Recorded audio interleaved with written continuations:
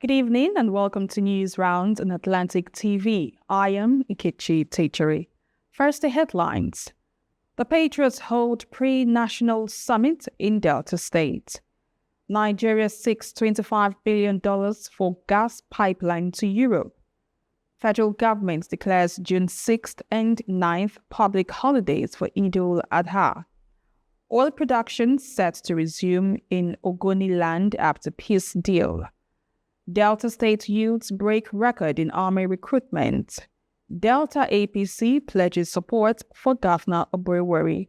And on sports news, Super Falcons aim for 10th WAFCON title. Now to the news in full. The Patriots Advocacy and Mobilization Committee, Delta State, on Tuesday held a pre-national summit consultation on the future of Nigeria's democracy. The event with the theme, A Constitutional Democracy that Works for All Nigerians, was held at the Monarchy in Efrun, Delta State, and had in attendance critical stakeholders from across the state, including traditional leaders.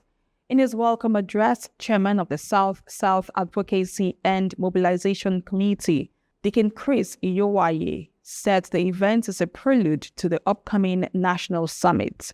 He quipped that Nigerians deserve a constitution that reflects their collective realities and experiences, stressing that the Patriots is a selection of credible Nigerians who are committed to finding solutions to critical issues plaguing the nation. Vice President Kashim Shettima says Nigeria is actively seeking $25 billion investment to supply gas to Europe via the Nigeria-Morocco gas pipeline project. Speaking on Monday at the presidential villa during a meeting with a Vital Group delegation, an independent commodity trader, Shettima said the project is an expensive venture requiring about the aforementioned amount. He said the country needs Vital's technical expertise to successfully finalize the project. The federal government has declared June 6th and 9th as public holidays to mark this year's Eid al-Adha celebration. Olubunmi Tunji Ojo, Minister of Interior, announced the holidays in a statement issued on Monday through Magdalene Ajani, the ministry's permanent secretary. The minister congratulated the Muslim faithful ahead of the celebration. In what has been described as a remarkable resurgence of patriotism and willingness to serve, a record number of 691 Delta State youths have been shortlisted for the Nigerian Army's 89th Regular Recruits Intake (RRI) screening exercise scheduled to hold in Asaba from June 8th to the 21st, 2025. The Director General of the Delta State Orientation and Communications Bureau, Dr. Fred Latimore Ogenesive, confirmed the development, noting that this marks the highest number of Deltas shortlisted for the Army recruitment exercise since its inception.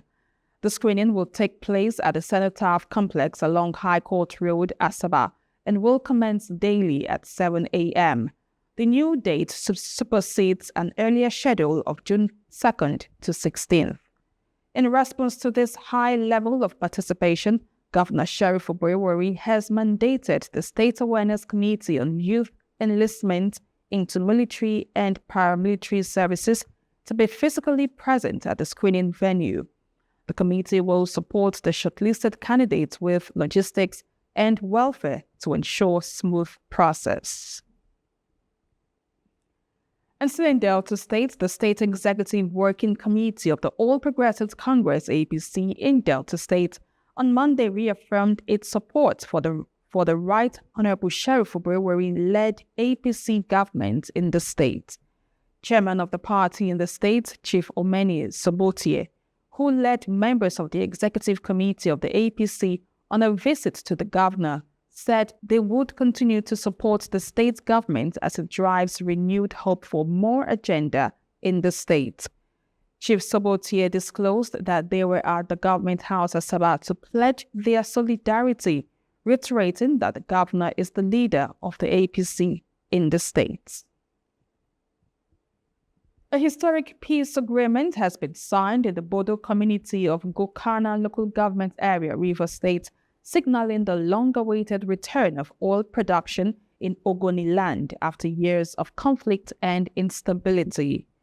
The accord, facilitated by Pipeline Infrastructure Nigeria Limited (PINL), aims to end prolonged intra-community violence in Bodo, one of the most critical host communities along the eastern corridor of the Trans-Niger Pipeline (TNP). If fully implemented, the peace deal is expected to restore calm and enable the recommencement of oil production, with a projected output of up to 200,000 barrels per day. Until the new framework, pipeline surveillance responsibilities will be handed back to indigenous youths, promoting local involvement and ownership in maintaining peace and protecting vital infrastructure. Speaking at the signing ceremony, Mr. Eddie Julius, Special Advisor to the Minister of Petroleum Resources, Oil, on host communities, expressed optimism about the transformative impact of the agreement. Nyesom Wike, Minister of the Federal Capital Territory FCT, has taken a swipe at Rotimi Amaechi, former Rivers State Governor, over his recent comments on hunger, dismissing them as politically motivated. During an event organized to mark his 60th birthday anniversary, Amaechi said he is hungry. Speaking during a media chat on Monday, Wike said Amaechi could not have been hungry for food after 20 years in several political positions. Wike said the former minister's remarks were an insult to Nigerians and trivialized the issue of poverty and hunger. At least 200 persons have been reported dead following the flood that ravaged Mokwa local government area of Niger State. According to reports, about 500 people are still missing, with rescue efforts dwindling as authorities fear there may no longer be any survivors.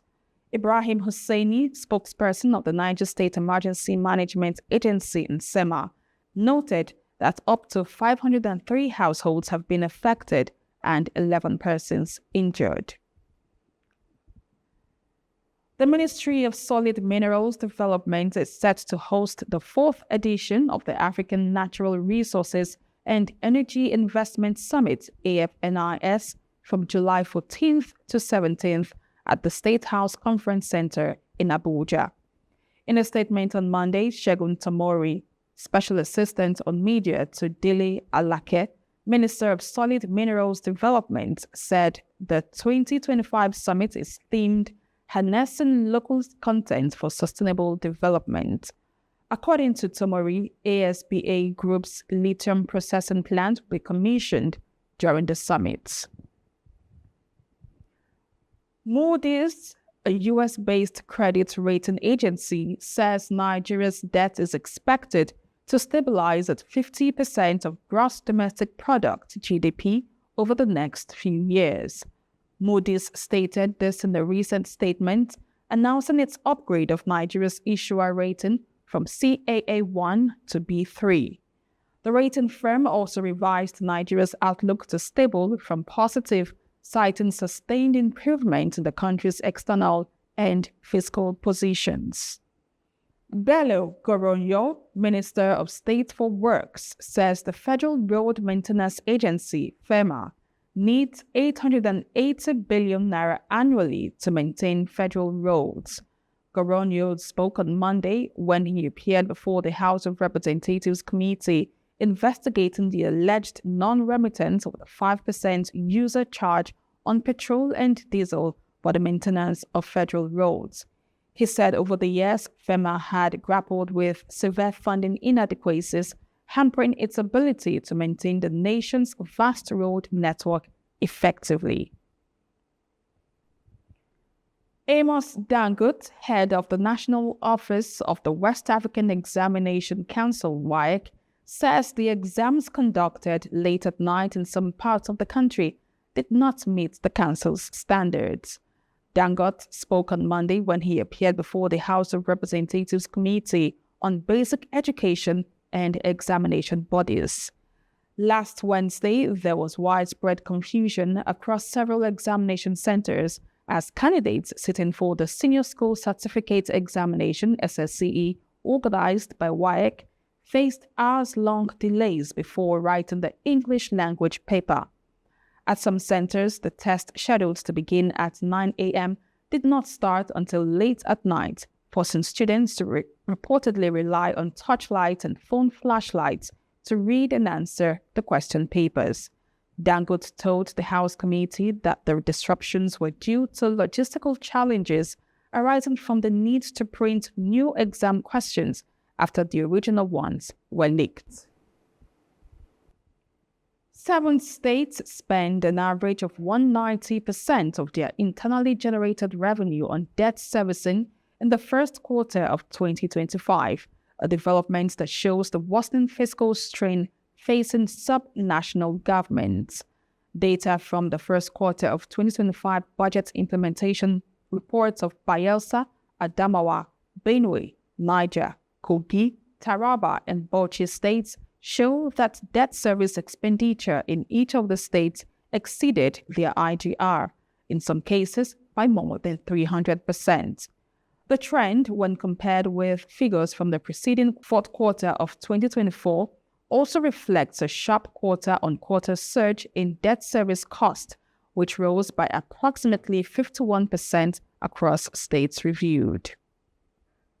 And now to sports news. Francisca Ordega believes the Super Falcons have the quality to win a record-extending 10th title at the 2024 Women's Africa Cup of Nations, WAFCON.